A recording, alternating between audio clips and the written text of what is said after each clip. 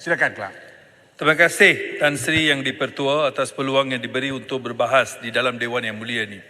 Tan Sri Yang di-Pertua, saya merujuk kepada muka surat 312 iaitu aktiviti nombor 2 Maritime yang nyatakan bahawa fungsinya mewujudkan dasar maritime yang terkini, cekap dan produktif ke arah pembangunan sektor maritime yang kompetitif dan memastikan perundangan antarabangsa dipatuhi sepenuhnya. Dan Tan Sri Yang di-Pertua, saya juga merujuk kepada buku surat 313, aktiviti 6 iaitu pengurusan sumber manusia, mewujudkan sistem pentadbiran sumber manusia yang cekap dan berkesan bagi memenuhi kehendak semua lapisan pengurusan di kementerian serta jabatan agensi di bawahnya. Tan Sri Yang di-Pertua, Kelang adalah antara yang terletak di Selat Kelang. Kita nampak yang mana kita tahu maritime-nya ya, di sini Tan Sri yang pengurusi ya. Kita memang sedar Kelang adalah mempunyai pelabuhan yang paling sibuk dalam Malaysia. Kita ada 3 pelabuhan utama di Kelang. Dan kita ada masalah utamanya adalah pekerja yang perlukan, iaitu pelaut-pelaut. Sini ada 2 industri utama. Satu adalah perkapalan dan juga berkaitan dengan perkapalan di mana forwarding business di kawasan Kelang. Kita nampak pelaut-pelaut adalah sebenarnya, kalau kita ada undang-undang yang jelas menunjukkan kita sepatutnya mensyaratkan 75% adalah sepatutnya warga tempatan. Tapi apa yang berlaku sebenarnya adalah pekerja asing memonopolikan sebagai pekerja utama dalam industri perkapalan. Kita juga sering dengar pekerja pelaut ini adalah gajinya lumayan. Kalau benar gajinya lumayan, kenapa anak tempatan tidak begitu berminat?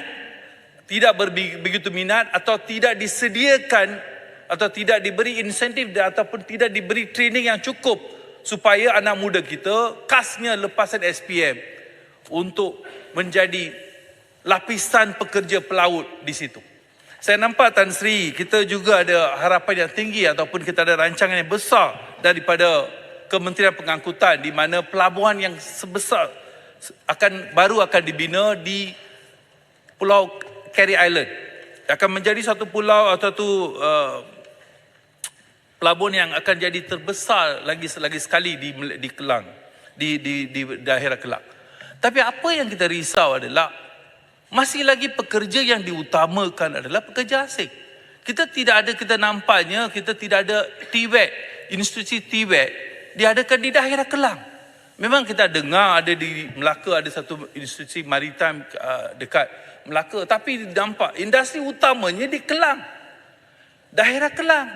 Tapi institusi yang berkaitan tentang melatih anak tempatan untuk menjadi pelaut di situ tidak ada. So saya harap kementerian memberi keutamaan dalam pembinaan atau menyediakan suatu institusi TVET ataupun institusi yang menjadi pelatihan kepada pelaut khasnya yang maritime akan dibina dalam kawasan di daerah Kelang. Dalam pada itu juga Tan Sri Yang di-Pertua, kita sedar bahawa kita dengar sebenarnya industri forwarding ini adalah satu industri yang membawa berbilion-bilion tax revenue kepada kerajaan pusat. Tapi kita juga sedar masih lagi monopoli pekerja asing. So pekerja asing ini satu isu yang mana memang kita perlukan pekerja asing, kita tidak dapat dinafikan. Tapi apa yang kita sedang buat adalah tidak ada perancangan yang khas atau khususnya setiap tahun kita perlu ada satu nokta ataupun satu rancangan yang mana bilakah kita akan kebergantungan kepada pekerja asing ini dapat dikurangkan. Maka saya pohon dengan kita boleh adakan satu program yang mana CLQ, iaitu penempatan berpusat pekerja asing. Kalau dibina dengan dikawal di kawasan Kelang, khasnya untuk pelaut ataupun pekerja yang melibatkan dalam perindustrian perkapalan, dapat kita memantau, menyelia dengan pengambilan pekerja asing dalam perkara industri ini. Saya pohon Tan Sri dalam pada itu juga, apa yang paling penting adalah pelabuhan Kelang di Kelang adalah industri yang sangat besar untuk negara, tanpa pelabuhan Kelang mungkin kita punya pendapatan negara akan jauh merudum. Tapi apa yang dapat kepada warga Kelang adalah anak tempatan mereka patut diberi keutamaan daripada Kelang. Itu saja Tan Sri, terima kasih. Baik, terima kasih.